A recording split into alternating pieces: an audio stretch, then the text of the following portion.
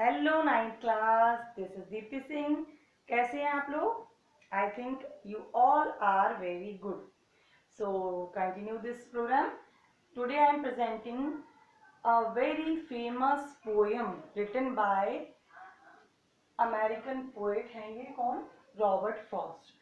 This is the poem, मतलब ये इतनी खास पोएम है जो जब जवाहरलाल नेहरू खत्म हुए या जब उनकी डेथ हुई तो उनकी जो टेबल थी, जो ग्लास में पानी रखते हैं उसको कवर करके रखते हैं, जो प्लेट पर ये वाली पोएम की 4 line, last 4 lines were written on that cap. Okay, तो समझ सकते हैं कि हमारे इंडिया में ये पोएम कितनी वैल्यूबल है। एंड इसको समझा के मैं आपको समझाऊंगी, डिसाइड करूंगी। तो आपकी ड्यूटी क्या है? आपकी ड्यूटी ये है कि जिस तरह से मैं आपको इसको डिसाइड करूंगी, रीडिंग करूंगी, वैसे ही आपको समझ के इसको लर्न करना है। एक बार मैं समझाऊंगी, बाद में मैं डिसाइड करके कैसे इसको रीड करना है समझाती हूँ। Okay, let's start. Okay fine. Stopping by Woods on a Snowy Evening, written by Robert Frost. He was an American poet. In first stanza, he is saying that whose woods these are, I think I know. मतलब whose woods, किसकी woods है, किसका जंगल है। These are, I think, मैं सोचता हूँ, मैं जानता हूँ। मतलब ये जंगल किसका है, ये प्यारा बहुत ही शानदार जो जंगल है, ये किसका है, मैं जानता हूँ। His house is in the village though.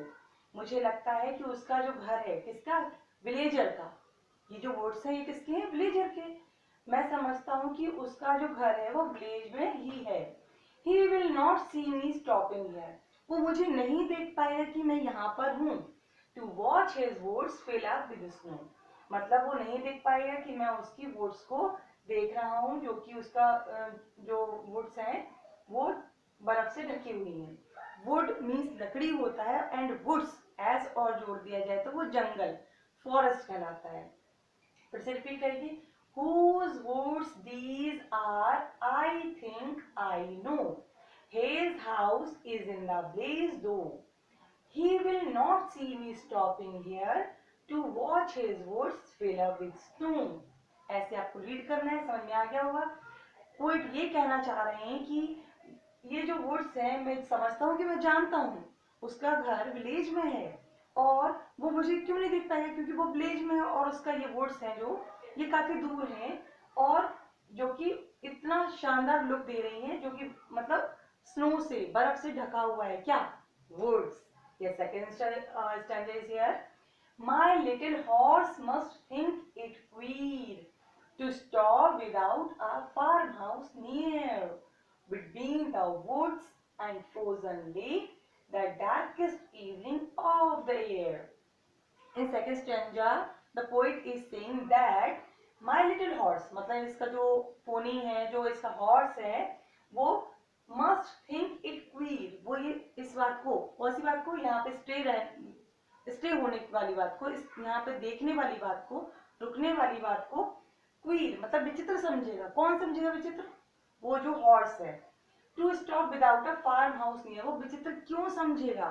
वो विचित्र इसलिए समझेगा, वो समझता है कि ये जो यहाँ पे रुकने का जो तरीका है, वहां पे कोई फार्म हाउस नहीं है, तो ये पोइट कैसे रहेगा? Between the woods and frozen lake, the darkest evening of the year. मतलब एक साइड क्या है? जंगल है, दूसरी साइड फ्रोजन लेक है, और इतनी साल की सबसे ज्यादा डार्केस्ट शाम है। तो नॉर्मल सी बात है कि आपको भी क्या लगेगा, ये बहुत ही ज्यादा प्रॉब्लमेटिक लगेगा कि ऐसा कैसे हो सकता है। सपोज हम लोग कहीं जाते हैं, वहां पे कोई होटल नहीं है, कोई इन नहीं है, कोई सराय नहीं है, हम लोग वहां क्यों रुकेंगे? ओके, बट कभी कभी हम लोग रुक सकते हैं ऐसी जगह जहाँ ब्यूटीफुल जो नेचर होता है वो बहुत ही ज्यादा ब्यूटीफुल होता है। In the next stanza, in third stanza, he gives his harness bells a shake.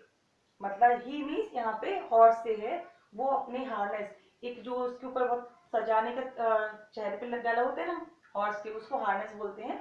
वो अपनी बैल को हिलाता है और एक शेक करता है, मतलब हिलाने के साथ बैल को जो घंटी की आवाज करता है।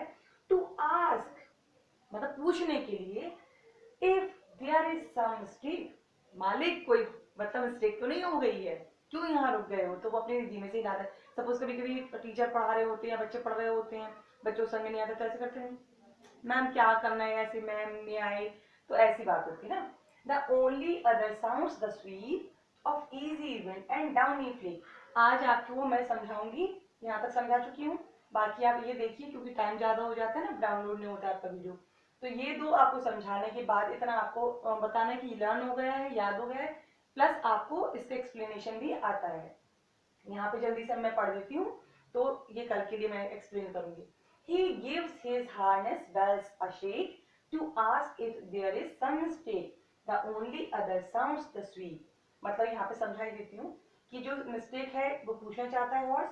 यहाँ पे जो साउंड, दूसरी जो साउंड है केवल और केवल विंड, इजी विंड हवा की आ रही है, और डाउनी फ्लेक जो पतले पतले बर्फ के टुकड़े गिरते हैं उनकी भी साउंड होती है। वहां पे कोई आवाज नहीं आ रही है, तो वो बता रहा है कि मेरे मेरे जो हॉर्स है उसने क्वेश्चन करने के लिए अपनी बेल को बजाया है, अपना सिर हिला के शेक किया है मीन्स, और यहाँ पे केवल दो चीजों की और आवाज आ रही है। Next fourth stanza, the woods are lovely dark and deep but I have promises to keep. This stanza is very very important for you because हमेशा क्वेश्चन यहाँ से बन के जरूर आता है कि ये कहाँ से ली गई है। The woods are lovely dark and deep, जो जंगल है बहुत ही लवली है एंड डीप है, but I have promises to keep, लेकिन मेरे पास बहुत सारे प्रोमिसेस हैं, काम करने हैं। And miles to go before I sleep, and miles to go before I sleep. इन दो लाइनों का मतलब बहुत डिफरेंट डिफरेंट लेवल पे बढ़ता जाता है। छोटे लेवल पे हम लोग कह सकते हैं, सपोज आप लोग का एग्जाम है और आपको बहुत सारा काम भी है, पढ़ना भी है, तो आप तब तक नहीं सोएंगे जब तक आपका काम नहीं होता है। तो यहाँ पे स्लीप का मतलब यही हो गया नॉर्मल वे में। अगर दूसरी बात, जब हम बड़े लेवल पे जाते हैं तो हम लोग मरना नहीं चाहते क्योंकि हमारे पास बहुत सारे काम है करने के लिए। मैं इसको फिर से डीप स्टडी करवाऊंगी, लेकिन अभी का आपका टास्क यही है, क्या करना है आपको, इसको रिसाइट करना सीखना है। मैंने हिंदी वर्जन इसलिए बताया जिससे आपको ये समझ में आ जाए कि ये कहना क्या जा रहे हैं रॉबर्ट फ्रॉस्ट। मैं नेक्स्ट सेशन में रॉबर्ट फ्रॉस्ट के बारे में बताऊंगी और इसका हिंदी पूरी व्याख्या में समझा दूंगी। अभी के लिए काफी है। Thank you and have a wonderful day. Bye bye.